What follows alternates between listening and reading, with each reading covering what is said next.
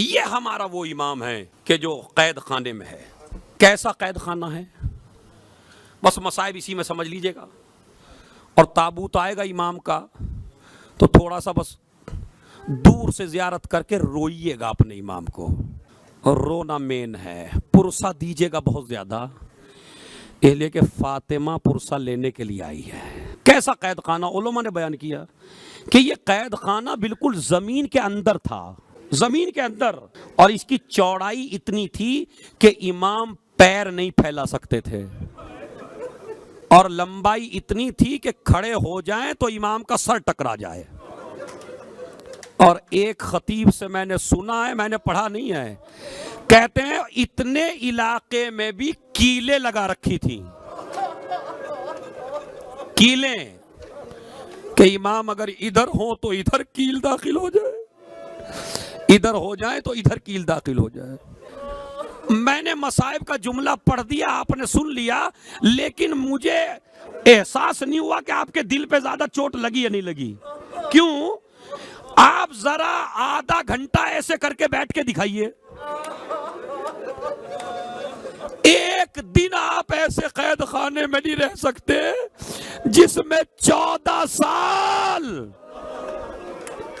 और बे औलाद नहीं है, 18 बेटियां हैं। रिवायत में मौजूद है, हर बेटी बार बार इमाम रजा से पूछती है, क्या इस साल ईद पे भी बाबा नहीं आएंगे? अरे सबका बाप ईद पे आ जाता है, मगर हमारे बाबा। ऐसा कैद खाना। गिजा देखिए क्या है, तो ना इमाम ठीक से उठ सकते थे ना बैठ सकते थे, और अपने इल्मे इमामत से नहीं, उन कैदियों का कहना है कि वो ऐसा कैद खाना था कि ये नहीं पता चलता था दिन कब है रात कब है। और खाने को क्या दिया जाता है वो भी सुनिए। जौ के आटे में कंकरियां मिलाई जाती हैं।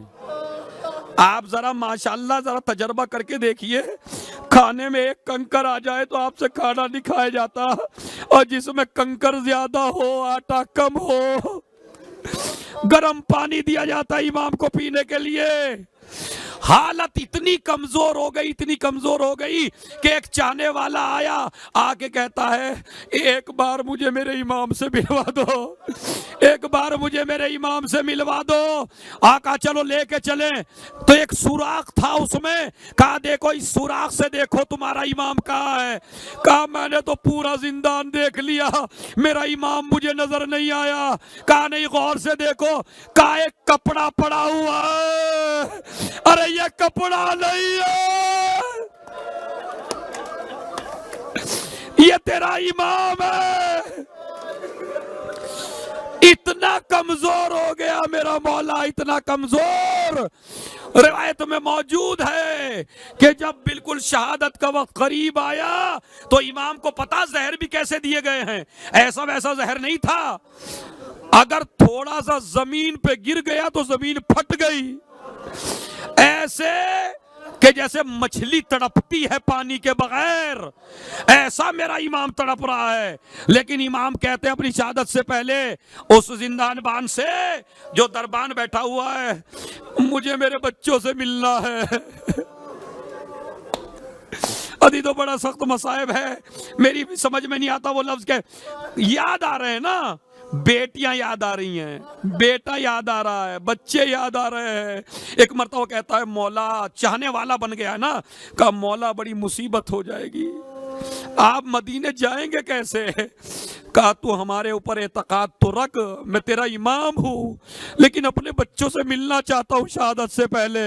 रात के सन्नाटे को कहते हैं मैंने देखा जंजीरें खुद ब खुद खुल गई, मेरा इमाम मदीने पहुंच गया, अपनी बच्चियों को गौर से देखना शुरू किया, मासूम महकूम उठ गई।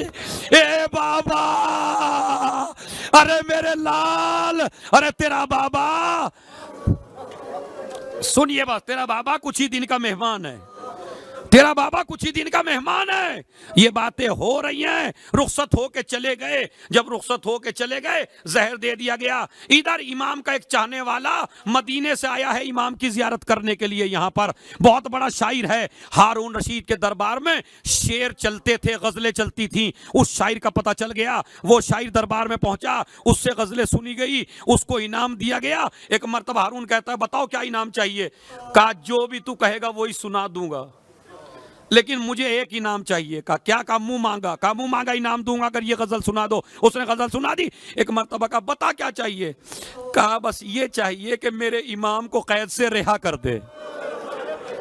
अरे कैसे शिया हो चाहने वालों, क्या मेरे इमाम को रिहा कर दे? हारून रशीद कहता है जब 3 दिन के बाद तेरा इमाम रिहा हो जाएगा। फौरन ये घर पहुंचा, घर पहुंच के बीवी से कहा मैं बड़ा खुश नसीब हूं, मेरा इमाम मेरी शायरी की बदौलत बच जाएगा। तीसरा दिन आया, कैद खाने के सामने जाके बैठ गया, इंतजार कर रहा है, कैदी निकल रहे हैं, इमाम नहीं निकलते। एक मर्तबा जब गुरूब का वक्त आया तो इसने कहा भाई मेरा इमाम कहाँ है? कहा थोड़ी देर में तेरा इमाम आ रहा है। अभी बेचारा इंतजार कर रहा था, क्या देखा? एक तख्ते के ऊपर 4 मजदूर जनाजा उठाए हुए, तड़प गया। अरे जनाजा ले गए, बगदाद के पुल पे रख दिया। मैं कहूंगा मौला किसी ने घोड़े नहीं दौड़ा, बगदाद के पुल पे तौहीन करके सवारियां रात के सन्नाटे में आई, सवारियां रुक गई। पता चला एक मर्तबा अरे सुलेमान इब्ने जाफर आया, शियों को घर से निकाला, अरे तुम्हारे इमाम का जनाजा बगदाद के पुल पे रखा हुआ है। तमाम शिया आए, अब जो कपड़ा हटाया तो मर जाएंगे। रिवायत सुन के पता क्या?